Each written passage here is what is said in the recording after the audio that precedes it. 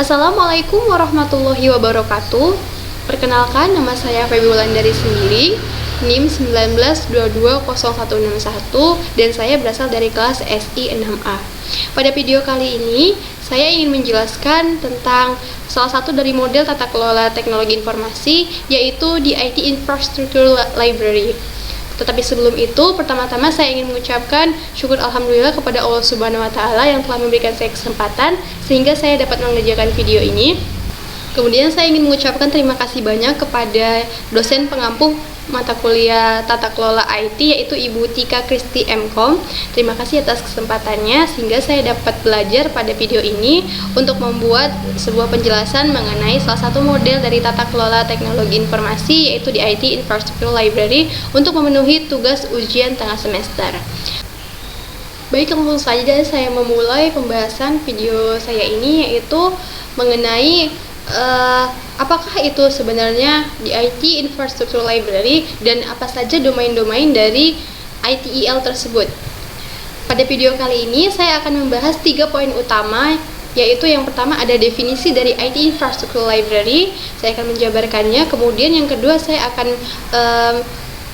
menjabarkan tentang tujuan dari IT Infrastructure Library, dan kemudian yang paling penting dari video ini adalah domain-domain dari ITIL itu sendiri. Pada video kali ini saya akan menjabarkan 5 domain dari ITIL. Baik, langsung saja kita masuki pembahasan yang pertama, yaitu definisi dari IT Infrastructure Library.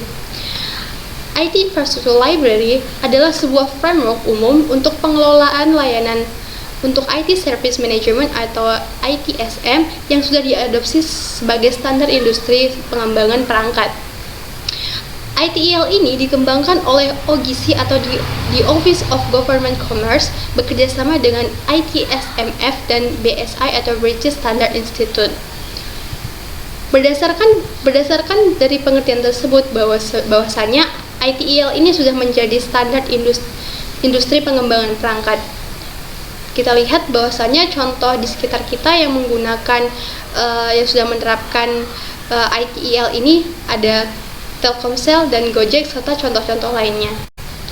Kemudian kita masuki pembahasan yang selanjutnya adalah 3 tujuan dari ITIL.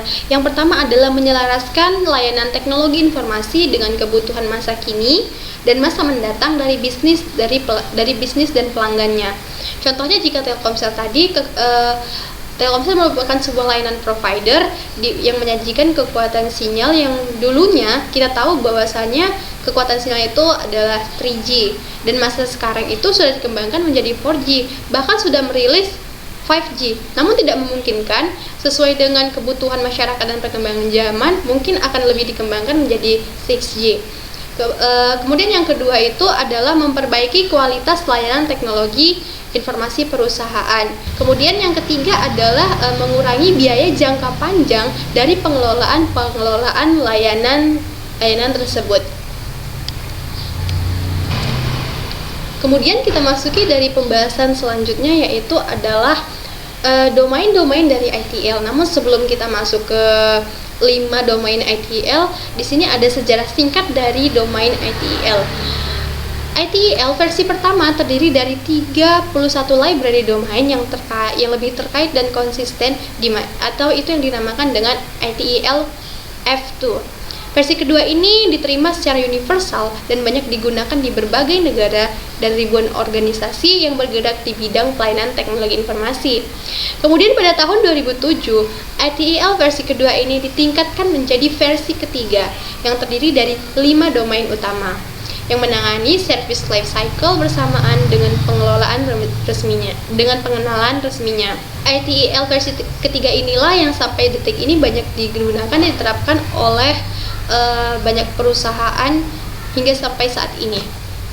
Kemudian, kelima domain utama tersebut menjalankan tahapan service life cycle-nya masing-masing. Untuk service strategi dan service design, itu fokus menjalankan tahapan analisis kebutuhan bisnis. Kemudian untuk tahapan migrasi hingga live environment itu ditangani oleh service transition. Kemudian ada operasi dan pengembangan tersebut ditangani oleh service operation dan continual service improvement. Kemudian selanjutnya kita masuki 5 domain dari ITIL. Yang pertama adalah service strategy, memberikan panduan kepada pengimplementasi ITSM. Kemudian ada service design, yaitu memberikan panduan kepada organisasi bagaimana mendesain dan membangun sebuah layanan teknologi informasi. Kemudian yang ketiga ada service transition, menyediakan panduan kepada organisasi teknologi informasi untuk dapat mengembangkan serta mengubah hasil desain layanan teknologi informasi. Yang keempat ada service operation dan continual service improvement, itu memberikan panduan penting dalam menyusun serta memelihara kualitas layanan dari proses desain, transisi, dan pengoperasiannya. Domain yang pertama adalah service strategy. Service strategi memberikan panduan kepada pengimplementasi ITSM pada bagaimana memandang konsep ITSM tersebut bukan hanya sebagai sebuah kemampuan organisasi dalam memberikan, mengelola, serta mengoperasikan layanan teknologi informasi, tapi juga sebagai sebuah aset strategis perusahaan. Panduan ini disajikan dalam bentuk prinsip-prinsip dasar dari konsep ITSM. Kemudian dari service strategi tersebut juga terdapat subdomain, yaitu yang pertama ada demand management, yang kedua ada SPM, yang ketiga ada financial management. Domain yang pertama atau demand management berfungsi untuk mencocokkan supply dengan permintaan dan memprediksikan penjualan produk seakurat mungkin. Kemudian yang kedua ada SPM atau Service Portfolio Management, merupakan sebuah metode dinamis untuk mengatur investasi dalam service management menjadi sesuatu yang bernilai bisnis. Kemudian yang ketiga ada Financial Management, menyediakan informasi vital mengenai kebutuhan manajemen untuk memastikan service delivery secara efisien. Kemudian yang kedua itu ada Service Design.